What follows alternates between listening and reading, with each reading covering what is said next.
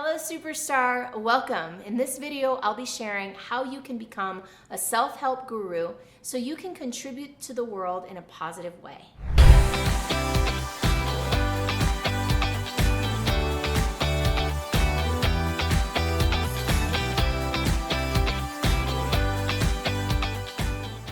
First, I'll share a little bit of background about why it's a good time to become a self-help guru. I'll also share some of the challenges and problems with the industry. I'll share with you what I believe to be the overarching solution to those problems, a little bit about my experience, and then finally the 4 key things to look at in order to start your business or your nonprofit as a self-help guru. And one final bonus piece of advice that you absolutely do not want to miss.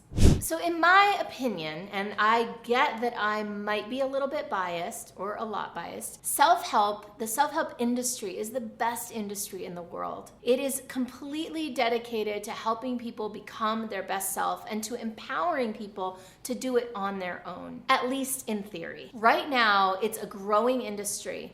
People are waking up all over, waking up to their power, to their desire to become a better person, to contribute. There's an evolution of consciousness happening on the planet right now, and self-help is a big part of that. Traditional churches and organized religions are not necessarily cutting it for everyone anymore, and people are seeking alternatives. They're seeking ways to deepen their connection to themselves, to the divine, to whatever is bigger than them, and they need people to show them how to do it. I'm one of those people, maybe you're one of those people, or maybe you want to be one of those people.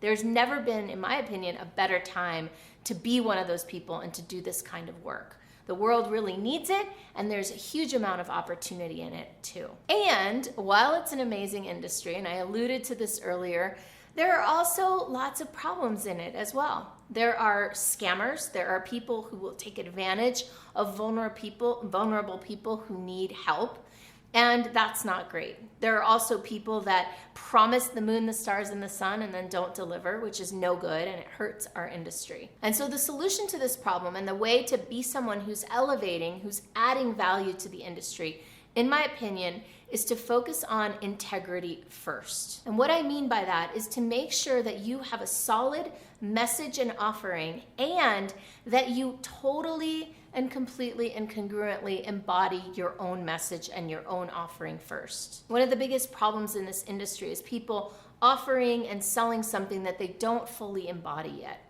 Business coaches who aren't successful in business, and life coaches whose relationships are falling apart. Now, that's not to say that you have to be perfect either. I'm definitely not saying that, and I know that I am far from perfect. But in the areas that I'm not perfect, I hope, self-aware enough to be honest about it and to be transparent about what I'm working on myself. And I find that honesty, authenticity, and transparency really actually helps my clients too.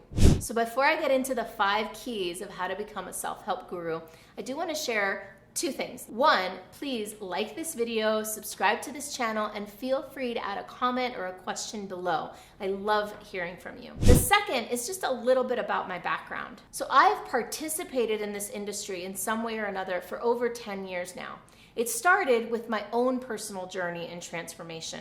As you may know if you've watched some of my other videos, but you may not, I had a personal big time breakdown in my life the first one was about 14 years ago, and the second one was about 7 years ago. And together, these 2 experiences kind of rocked my world enough that I needed to seek out support. And I found self-help gurus that helped me overcome my challenges, helped me work through what I was working through, and ultimately inspired me to come into this industry. And now what I do, since I've done that successfully, now I help others, other coaches and consultants and speakers and authors and other people who want to contribute to the world and make it a better place. I help those people build and grow their businesses in that field, which means that almost all my clients, actually all my clients, are also gurus in their own space.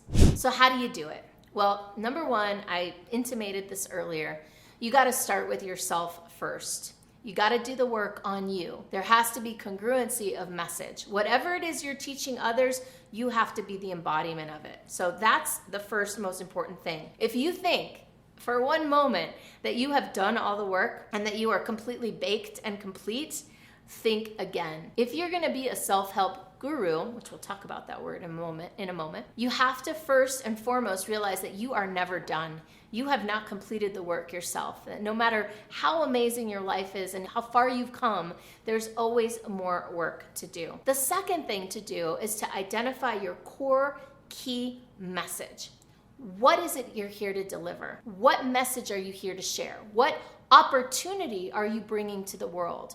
How are you empowering people to be their own guru? One of the biggest challenges I see with self-help gurus is that they try to be the hero and they want to make their clients dependent on themselves. And this might come from a belief that they need others to need them in order to be worthwhile and valuable. The best gurus out there are people who empower others through their message and practices that they teach. So what is the message? What is the journey that you take people on?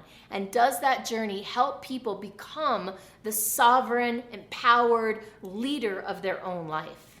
The third thing, and the most probably broad topic I'm going to bring up today, is to become the thought leader of that message, to become the evangelist, the torch bearer for your process, your system, your mission in the world. And what that looks like is to really position yourself as a thought leader. In order to do that, you can write a book or a self-help memoir.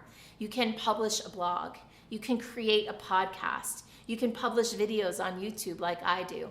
You can send out emails every week or every day even. You can do social media. You can start a community or a subscription membership. You can open up a church. You want to think about all the ways that would align with you for you to get your mission out there and to attract the people to that message. Now, by the way, if this sounds interesting for you, positioning yourself as the thought leader, the torchbearer of your message, then check out my playlist on how to become a thought leader. I have many videos that go deeply into this topic.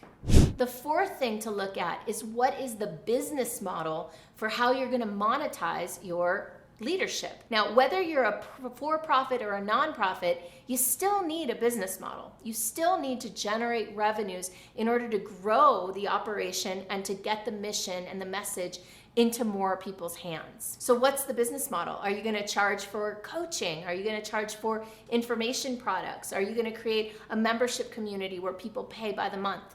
Will you create a mastermind or a group coaching program? Are you going to do one-on-one coaching? There are so many different ways to structure a self-help guru business or a nonprofit. And if that's interesting for you and you want to go deeper into that topic, I have videos about that too. Look for my videos on monetization and business models. I've linked to some of them below in the notes. And finally, what you've been waiting for, the bonus tip, and this is a really easy one, never, ever, ever, ever, ever call yourself a self-help guru. The word guru, right away, off the bat, is something that comes from an Indian tradition. And it's a name or a word that's conferred on someone who's developed enough wisdom to be called that. You don't want to call yourself a guru. Let somebody else call you a guru and find yourself a better, more aligned title. I call myself the Superstar Activator. And if you want to call me a business strategy guru, then go for it. But I'm never going to call myself that. I hope you liked this video. And if you're curious about how to build your self-help guru business, then let's connect. You can find me at superstardiscoverycall.com, or you can just click on the link below to set up some time with me to look at how to build and grow your business.